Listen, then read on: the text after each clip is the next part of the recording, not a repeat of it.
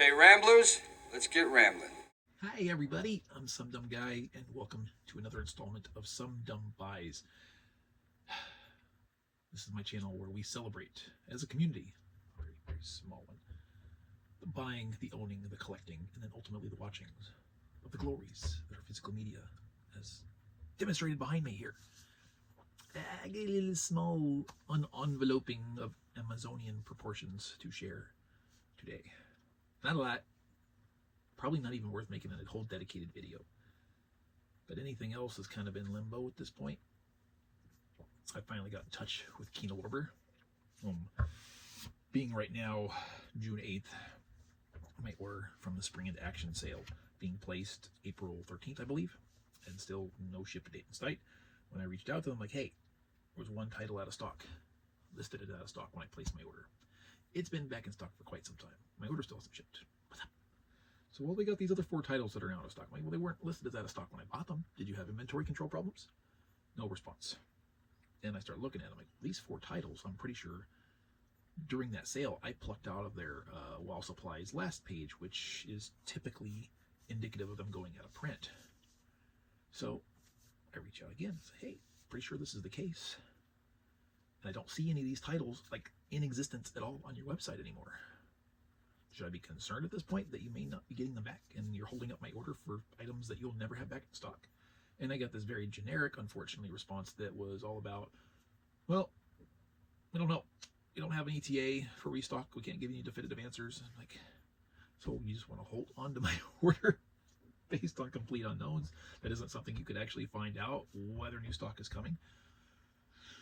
So I'm like, okay, well, I start looking around. I can get those same titles elsewhere, although they're Kino specific. I can get them through other sources. They're going to cost me a little bit more, but if they are truly out of print, if that's the case, it would behoove me to act before the OOP scalpers start latching onto that. Saying, okay, well, now we're going to charge $30 or more per title because you can't get it new anymore. They don't make it, right? So I went ahead and wrote them and said, hey, you know what? You previously offered to cancel and refund those 4 items and go ahead and ship my order. And while I wasn't in a hurry to have that happen, just the complete unknown of whether or not that order will actually ship based on the existence or lack thereof of those titles, I don't really see a reasonable alternative or even a reason to sit and wait on it. So I say, hey, go ahead and cancel and refund those 4 titles so I can get the rest of my order. Like, okay, no problem, we'll do that. All right, so that's that. Anyway, so hopefully that will be shipping within the next couple days. And then we'll have another big one to share, a multi-part extravaganza. Again, perhaps, I don't know. I don't even remember how many titles I bought. I have a rough estimate of how much money I paid for the order. Deducted those 4 titles, ballparkish. So it could still be big. Which is why I kind of like slacked off a little bit, because like between that order and the Warner Archive order that I got 100 titles I just went through, it's like, I just added some new shelving, by the way, to accommodate all that. I took let me turn that off right there for those interested. Whatever. This cabinet here that runs along it used to continue straight on across. I took that out, filled holes, painted, and mounted some more walnature media shelving there to compensate. And compensate it has. So I'm going to need that space. That being said, now we got some filler. Let's unenvelope, shall we? I think all these were brought to us via Amazon. And the first is a Warner Archive title, but this is a DVD only because it has never made the journey into Blu-ray. I saw this a couple of times as a young dumb lad. This is from 1986. Probably saw it after that fact that would put me at 9 years old. Probably saw it a little later, but it's really hard to say for sure. 2012 release. A tender, imaginative, winning film. Wondrous, says J. Carr of the Boston Globe. Between a silent boy and a beautiful girl lies an amazing secret. The beautiful girl would be Lucy Deakins. Only ever seen her in this and The Great Outdoors. So starring Jay Underwood, looks like Bonnie Bedelia and Fred Savage are here as well. This title be The boy who could fly. I have some brief, if not if significant, or significant if not brief, memories of this movie. In fact, flash as I'm talking about this. I don't know the actor's name. I'm sure it's listed here. Probably Fred Gwynn.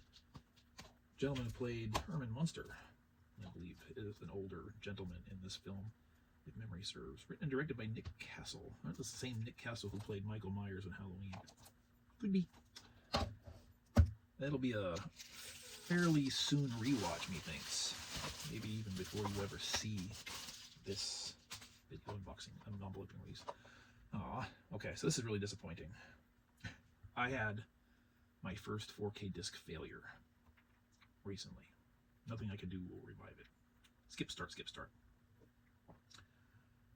And it's one of my favorite movies, one of my favorites to pop back in and watch. So, like, all right, pull the plug, buy a replacement copy. Well, I did, and I got it, and I just pulled it out of the envelope, and the disc is just floating around loose. That doesn't bode well. That looks like a potential return for replacement, just on general principle. But who would have thought this, probably the most beautiful 4K transfer I've ever seen, and again, one of my favorite movies for rewatchability and everything. Saw this sucker 23 times in the theater. Fails. Right around the same spot every single time. Stop, skip, start. I'm like, damn it. The disc is immaculate looking. I see not a single flaw. Took the microfiber cloth to it. Nothing I could do. Now, granted, I'll admit I hadn't tried I think some people have recommended like even a soap, like a dish detergent and warm water rinse to it. Something I hadn't tried. Next up, another movie I haven't seen probably since high school. It's a really bad artwork / cover here. His battle to save the Alaskan wilderness and protect its people can only be won. In every way, the equal of Under Siege, says Mick LaSalle of the San Francisco Chronicle. I don't have a strong recollection of this being good, but I do have a recollection of it having some fun, iconic type moments. This is from 1994, 101 minutes. This is Steven Seagal's On Deadly Ground. See what I'm talking about? That cover just it screams fake across the board. It almost strangely is like, okay, post it in front of a fake background. All right, that's a given. But you look at his face on the rest of his head, and it almost looks like his face has been digitally imposed on a different head. It just, something looks really wrong there. It's like the angle or the positioning on the face of the head. I don't know. I can't quite figure that one out. But I remember there's a scene with him confronting like some rednecks or something in a Alaskan bar or tavern or something, and I remember that confrontation being humorous before it turned into an actual battle. Well, again, like I said, not a whole lot to share. Just these three. Don't like the envelopes sitting around stacking up. So I thought I'd present, and there will definitely be more to come. I'm actually working on at least another order from Deep Discount. There's got a sale going on, brief one, and there's a couple titles I want to see about getting, including before that I had to cancel from Kino. I'm looking around for the breast prices. I'm looking around for the ordinarily I'd edit that out, but I just find that too funny. Looking for the best prices in which I can replace, because I'm not going to get as good a deal as I got on the Kino sale. So looking at those and a couple others, some more John Wayne titles, I think, to further along my library. And I've got one title left to complete for the Three Mesquite Tears series that he was in. So, yep, that's it.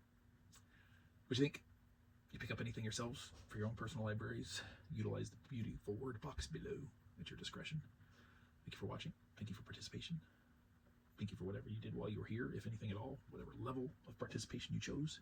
Appreciate each and every both of you for being here.